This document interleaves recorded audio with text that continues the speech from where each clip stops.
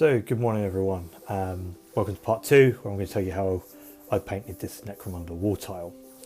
Started with a little bit of Mod Podge and black with a lot of mixing, a little bit of water just to help things run nice and smooth, and I started by painting this all over absolutely everything, making sure that I really worked all the paint into all the little dips and crevices and nicks and things like that, so that it had a really good solid base coat.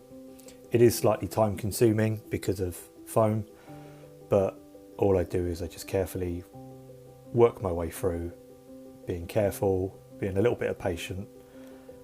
Having a really good base coat will make the other steps a lot easier, because you're not going to see any of that unsightly pink foam or anything like that.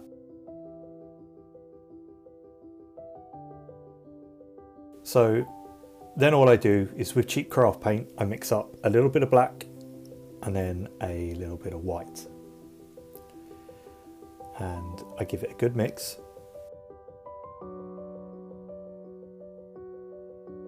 And then instead of applying this with a brush, I thought it would be a bit easier if I used a sponge. So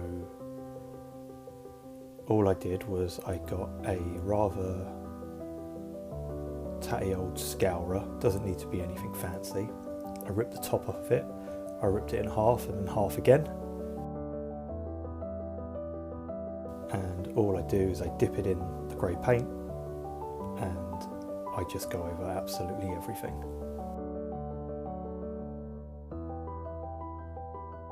If you haven't tried sponging before, it's a really good technique, especially to get things like concrete, because you can really pick up those inconsistencies with the grey, and it really kind of lends itself to this style of terrain. So if you are doing buildings and stuff like that, try stippling. It's a really good alternative. I work my way around everything, just being conscious of, making sure everything's got a good coverage. Then, using the same paint, I add a bit of white. I give it a good mix, and then I paint it onto my sponge. The reason why I do this is to just make sure that it's light enough than the colour that's on it before, so I can see that there's, what the difference is. And all I do with this one, same again, I work my way around the piece, but I focus it more towards, say, about a third of the way from the edges. So I let that dark grey from that first coat really show through. And all I do is I just work my way around again, making sure that it's building up a nice grey texture. Once again, don't worry about the inconsistencies. That's going to help. Then it's back to more white, more mixing. Same again, I paint a little bit onto my sponge, and once I'm happy with how light that is, I start working again. This time I'm working more towards, halfway through the board, leaving the last two coats showing, just help building up that depth towards the back.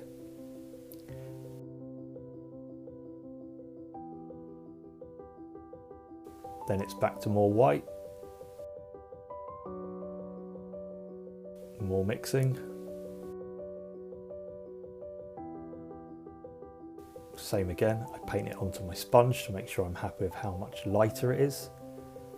And this time I'm working my way through it all again, just building up a nice solid transition. The sponge does so much work for you. It really is an underrated technique. A bit more white, a bit more mixing. Same again, I paint it onto my sponge, but this time I focus it more towards the tops. I'm being quite picky with where I put this next highlight now. A bit more white, a bit more mixing.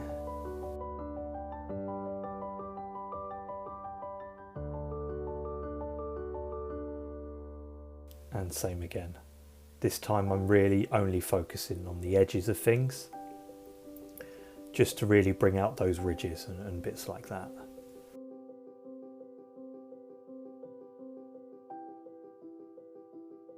Then I add a bit more white, but this time I'm gonna do a little bit of a dry brush. If you don't know what a dry brush is, it's where you put your brush in some paint, you wipe off any excess paint so the brush is pretty much dry, and then you flick back and forth, and all it will do is help bring out all those raised details. It's great if you've got lots of ridges and bumps and things that the brush can pick up. So next I dress the area of the pipes and I just hit it with a little bit of spray. It's just red Mephiston, red out of the can. It's nothing special. I just try and make sure it looks fairly inconsistent, but focusing a bit more towards the middle.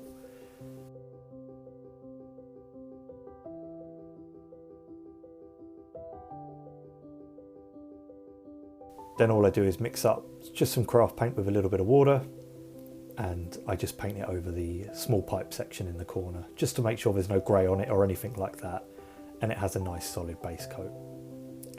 Then using the Army Painter Gunmetal, which is a fantastic silver with really good coverage, just put a little bit on a tissue, I dab my brush in. It's the same technique, I'm doing a little bit of a dry brush here, and I'm just going to brush it all over the pipe sections. I don't know how well you can see that. It is a bit of a potato camera, but it really brings out those raised details really, really quickly.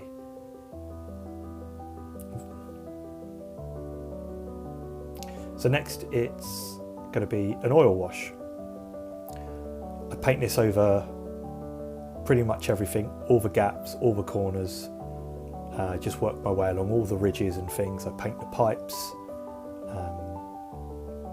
If you've never played around with oil washes, it's a really, really good way of getting terrain tabletop ready really quickly. You can take it away with a little bit of, I use white spirit, so you can actually wipe off the excess once it's dry and lighten some sections. Yeah, it's a great alternative to normal washes, and it tends to make up quite a lot. I'm still on my first tube of it, and I've been playing around with oil washes now for well over a year. But I think it's a great way of making things look grimy. Especially on the phone that we're using, the oil tends to spread. So although it might look like you've got some odd tide marks, it disperses and gives its own natural blend. And here I'm just working my way around all the bits, just adding random patches of dirt and grime as I see fit.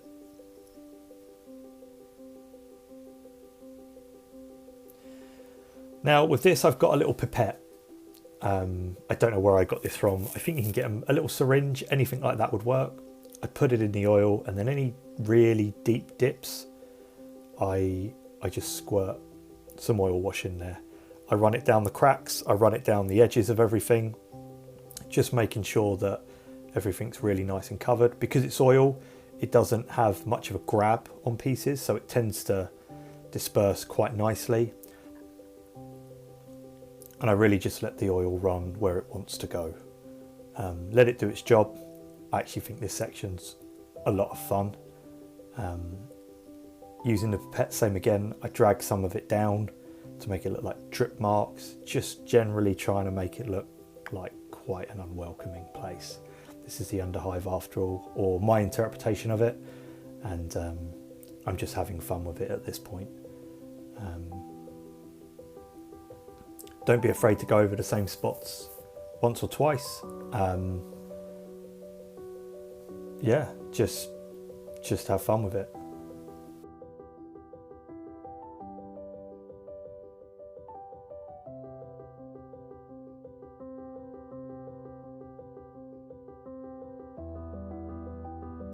So now what I do is, using some of the excess that's left on the board and just a fine brush, I just run it into some of the grooves we made while making the board, just to define those tile sections a little bit, to make them feel more like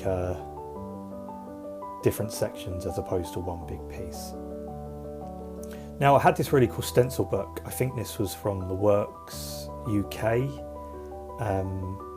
It cost me about £2, and I thought, why not do an interpretation of Live, Laugh, Love for the Underhive? So all I did was carefully line each letter up each time, and I came up with the slogan of Work, Serve, Repeat, which I think is probably very fitting for life in the Underhive. I also didn't have a yellow on hand, and I sure as hell wasn't going to use my good Citadel paints, so I just ended up using a cheap orange craft paint for this, and then I dragged some drips down using a brush. Using the same mix of orange, I just dab it on over the pipes to give a bit of inconsistent colour, and then I watered it down quite heavily, and I just painted it round the small pipe sections just to give it a bit of a rust, grimy effect. At this point, I'm really happy with how the board's looking, but I think we can push some extra details.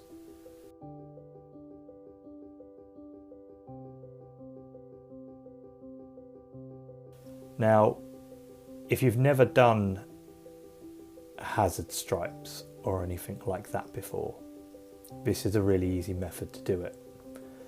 Mask off the area. Make sure you push it all down nice and firmly. Then I dab paint over. So I've come in with a manky old yellow I had, but then decided that wasn't bright enough. So then I did come in with some Uriel yellow, and same again, just watered down a fair bit. I just dabbed it all over. Now once that's dry, how to do quick hazards with tape is put your first piece down, put a piece next to it and use that as a spacer. Line your next piece up and then move your bit over. Same again, line your piece up, take away the middle piece, put it over. Soon you'll have the whole thing done. Then it's back to the sponge with just some black craft paint, and same again, I just dab it all on, making sure I really work the sponge into spots. I didn't want any kind of yellow showing through, but it doesn't really matter too much.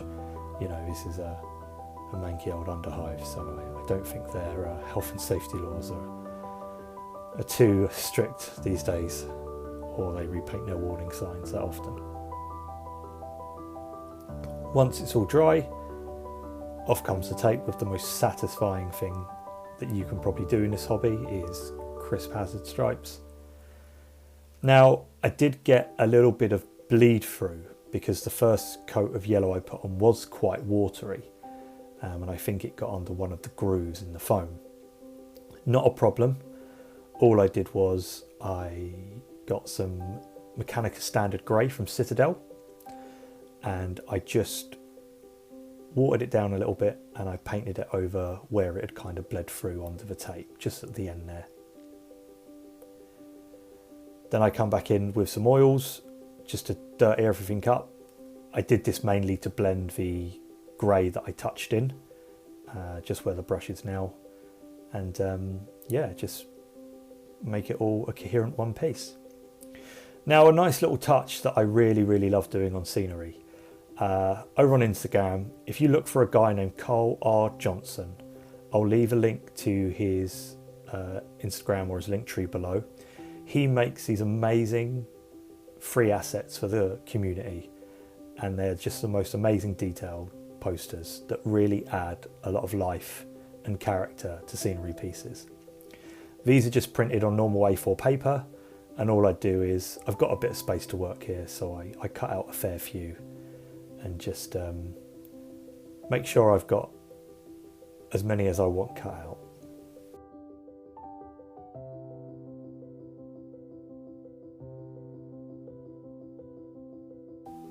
Then to stick them on, all I do is I get some PVA and an old brush, and just like wallpapering, I just paint it onto the back of the piece, making sure that it's it's all covered, all the corners are covered.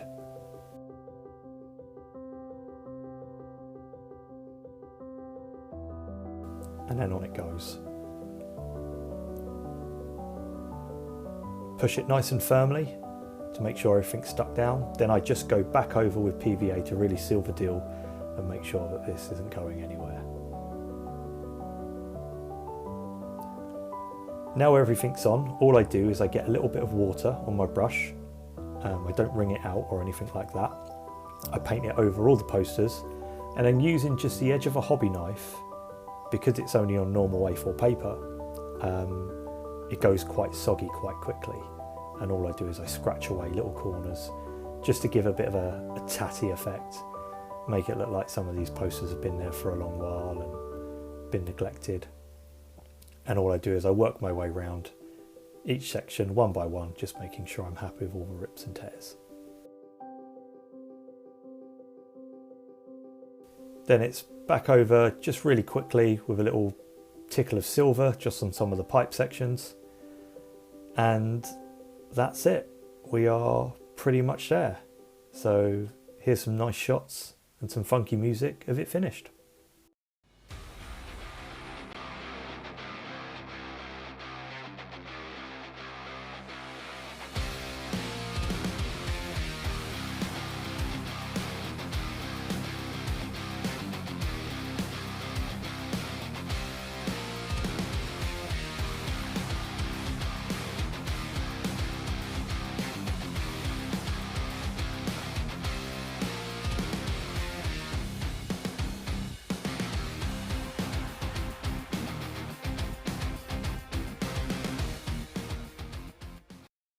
So there we are. I'm really happy with how this turned out. I think it's a great way to dress a board up, and it's great for taking pictures on. Thanks again for sticking around, and I'll see you on the next one. Take care.